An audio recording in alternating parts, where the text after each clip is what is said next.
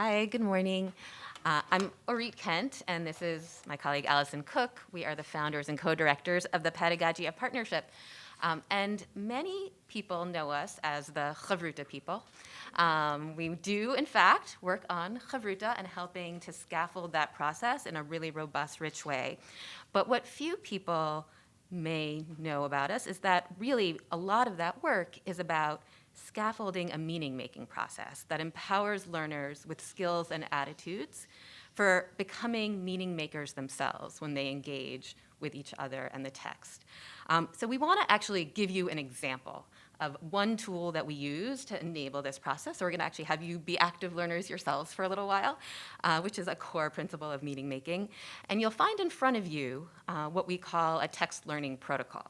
And a text learning protocol, quite simply, if we translate that into just regular language, is a routine that we can follow that can help support us to interact with each other and the text so that there's a pathway and it doesn't have to be mysterious. How do we engage in this process? So there is a text there that we are going to read out loud together, and then we'll give you a few minutes to start to dig into this text following some of the steps in this protocol. So could I have a volunteer? And this is a short poem, which we chose because of our short time together, but these protocols are applicable to a whole range of texts, short and long. We use these protocols with Talmud, with Mishnah, with Halacha, with Tanakh. And there's a whole range of different kinds of protocols. This is just one kind that helps us work towards certain goals. So could I have a volunteer to read the Hebrew of this poem, Sicha, by Dan Pagis, the Israeli poet? Yeah, Debbie.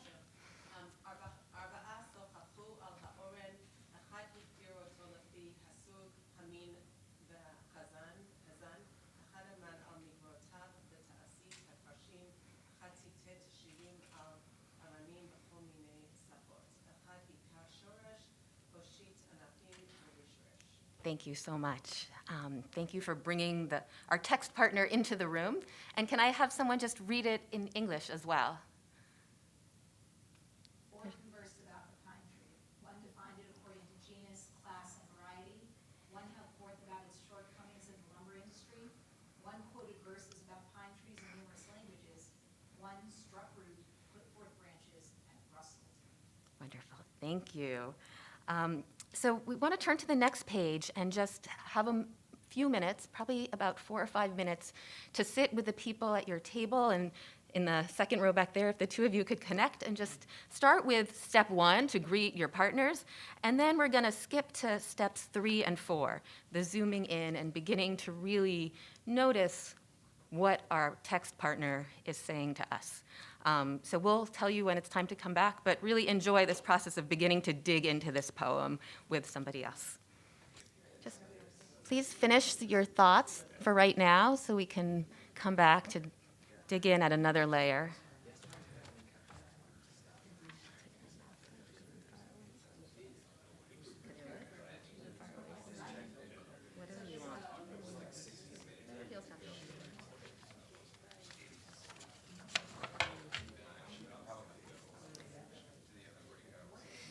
If everyone could just turn their attention back to the full group. It's so hard to interrupt Chavruta. It feels really invasive. I'm sorry. But I hope that means it's because you had more to notice and to share with each other. What we just did is this zoom in part of our meaning-making routine.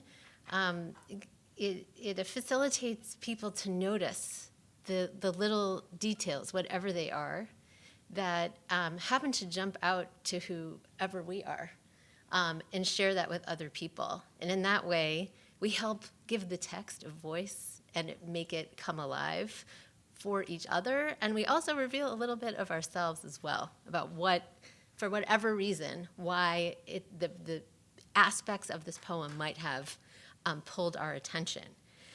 But then we have an opportunity to continue down this path together and zoom out. So we were just looking at little details of the text, but now let's see it as a whole, given everything that we've just turned, like we've just turned the earth up a bit on this text. So would someone like to read it for us again in English so we can reset ourselves to think about the poem as a whole? and just welcome anyone to jump in and just read it again. Oh, great. So if we have a volunteer to take the mic, anyone? Thank you. Me with a mic, it's a dangerous thing. Okay. 4 conversed about the pine tree. 1 defined it according to genus, class, and variety. 1 held forth about its shortcomings in the lumber industry. 1 quoted verses about pine trees in numerous languages. 1 struck root and put forth branches and rustled. Thank you. So we just heard the voice of the text again. And now let's zoom out. So let us consider that this poem is entitled Sicha, or conversation or discussion. And this title itself serves to give this poem a meaning-making frame, an interpretive frame is what we call it. So what do we think that this poem might be communicating about the nature of a discussion? Let's look at it kind of as a whole. And we're now asking a big question about what does this poem come to teach? So what might it be communicating about the nature of a sikha? So can we just get a few ideas? And we only have a brief time for this, but I'd love to get just a few ideas on the table.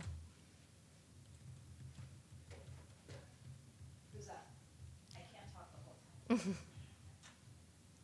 You just have to turn it on. Oh, sorry. And given what you already talked about in your group, how does that illuminate this question? We had quite some discussion about are these people speaking? Are these trees speaking? I think I've arrived at that there's at least a tree participating, but without the ability to speak. And so we realize we can go into discussions, and sometimes we go into discussions and are equipped to participate with words. And sometimes we go into discussions and we can't participate that way, and we have to find other ways to be a part of the discussion. Wonderful, thank you. That there might, in fact, be here different languages at work. Not even just different chomer at work, but different languages. Any other ideas? So there's so much to say. I'll share some of the discussion we had. Here we have a teacher who's not even teaching, just the tree is just being. And look how many lessons are being derived, are being internalized from just being, the tree being. And we have 4 students who are taking messages that resonate with them from just the teacher being. How many lessons ought we teach from being the teacher?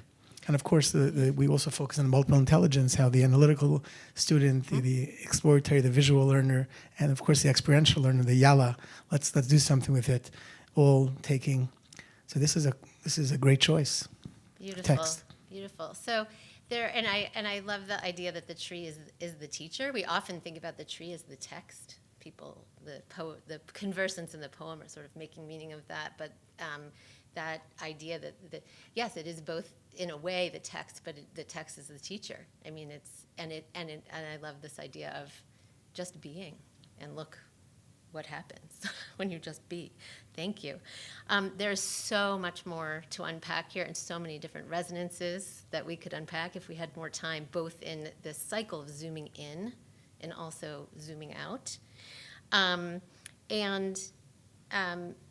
In Pedagogy of Partnership, we work with teachers and students to learn how to do these pieces so they can internalize this one kind of way of interacting with each other and the text to bring meaning to it. I just want to point out a couple other things. We always include the greeting your partners at the beginning, which includes the text, because the text is a partner in our learning with us. We also always include an appreciation step, or often reflection. We need to step back and think about what was this experience like for us. And then you'll see on the back, we sometimes include a personalization step. And this is something I welcome you all to do after this session. What are you personally in this moment when you have greeted this poem for the first time and with your chavruta partners and how they open the text for you? What are you personally taking away from this poem? And I just want to emphasize that there's a lot of meaning making that happens even without the direct personalization question. And I think we always raise that because it's not always about me and what I can take from it, but it's about like being, as you said, like in the relationship of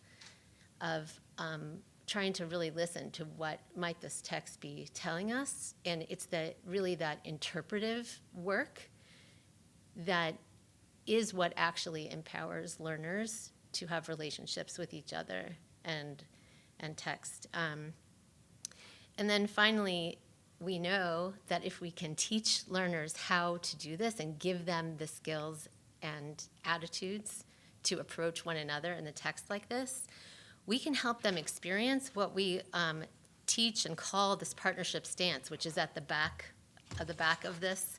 And we've just excerpted some of our core stance statements, we call them. And I'll just call your attention to the last bullet. If all the partners, meaning all the people that we're studying with, and the text itself work together, we will come to learning and insights that we would not have come to on our own in the same way or with another set of partners.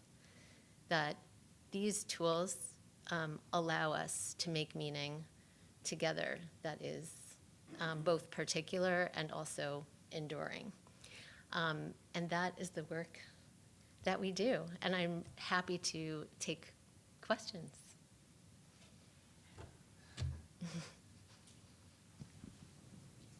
You have a question? Questions? I have a question if nobody Or else. noticings, or wonderings. Observations. Do you guys have a question over here? Wait. Hi, my name is Rachel Cohn. I'm here covering the conference for the Jewish Press. I'm sorry I came in a little bit late. I was coming from another group.